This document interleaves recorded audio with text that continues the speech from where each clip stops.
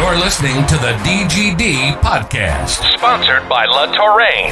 Here's your hosts, Robert Reynolds and Juan Daniels. Welcome to this episode of the DGD Podcast. As always, Robert Reynolds and Juan Daniels. Guys, the show brought to you by La Touraine. Perfect watches, excellent prices. Use code DGD at checkout for 10% off your purchase site-wide.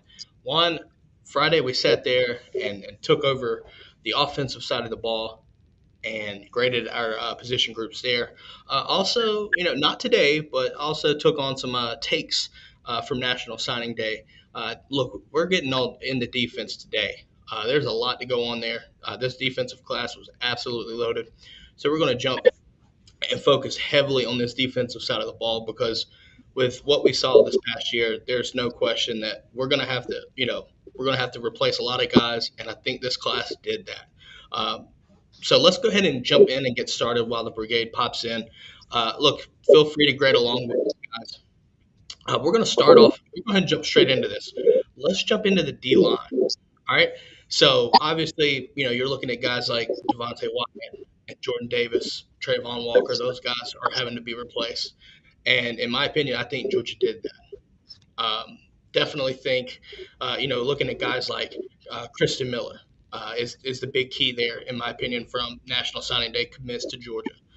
You have Michael Williams, which is the highest recruit in our class. Bear Alexander.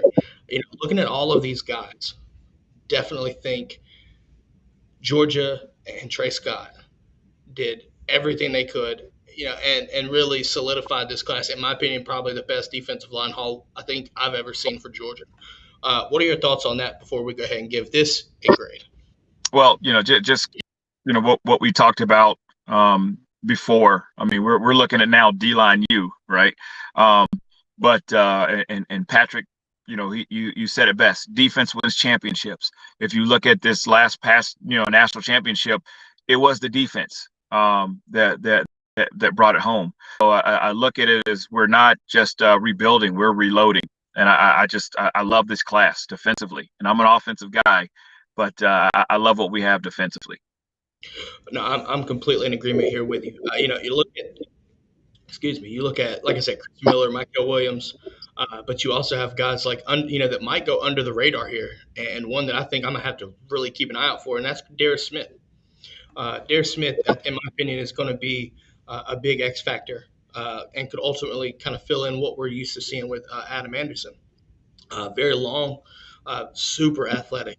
I know there's videos been surfacing around him doing windmill dunks and basketball and straight just blocking people. It is, some of those things are super athletic, right? So right. I really think you could see him right there. Now, look, obviously this defensive line class was absolutely stacked, but we also had a couple misses and a couple flips, right? I think that was kind of to be expected, right? Some of the names that I think a lot of people probably are familiar with, missing on guys like Walter Nolan, Travis Shaw from Grimsley, right? A couple big-time misses right there. Obviously Nolan committing to A&M. Not talking about A&M today. I did mine Monday Friday. And also, like I said, Shaw going to North Carolina. Nonetheless, though, I'm in love with what we brought in. I think all these guys, every single guy is going to have their own role for this defense. Kirby and Trey Scott shown that they rotate guys in at will. And if you're good enough, you're going to play early and often. So I fully expect that right here. If I had to grade it, I'm giving it a solid A. Like I said, if you sit there and if you pick up Travis Shaw, right, and obviously I like Bear Alexander, but if you pick up Travis Shaw, I think it's an A+.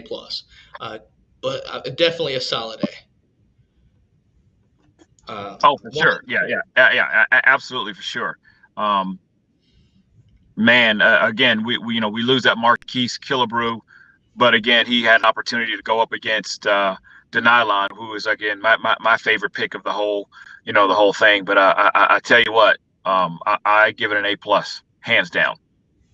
I was definitely on that right there. Like I said, I think as Juan comes back. In my opinion, I think, looking at this defensive line class, like I said, I think the big star here is going to be Michael. I love what Christian Miller's about, right?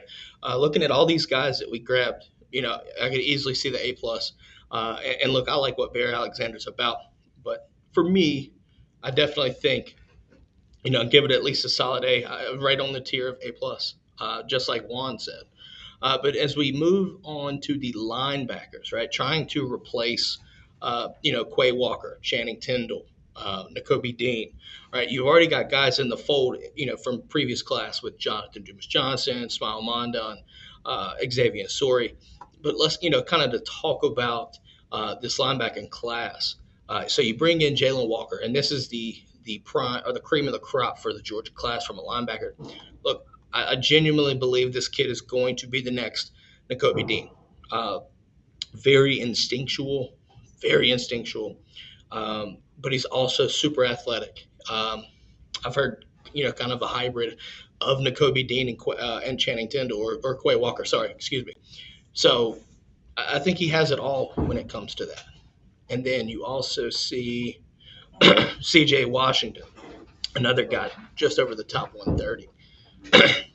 So looking at that right there, I think it's going to be a big class. I'm going to give it a solid B plus.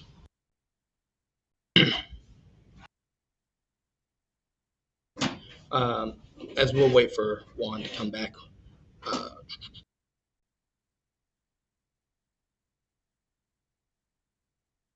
For this class, biggest key. Looking at so you look at Malachi Starks as a safety, Dalen Everett, Julian Humphrey, right? So it's just a lot of guys. Let's see.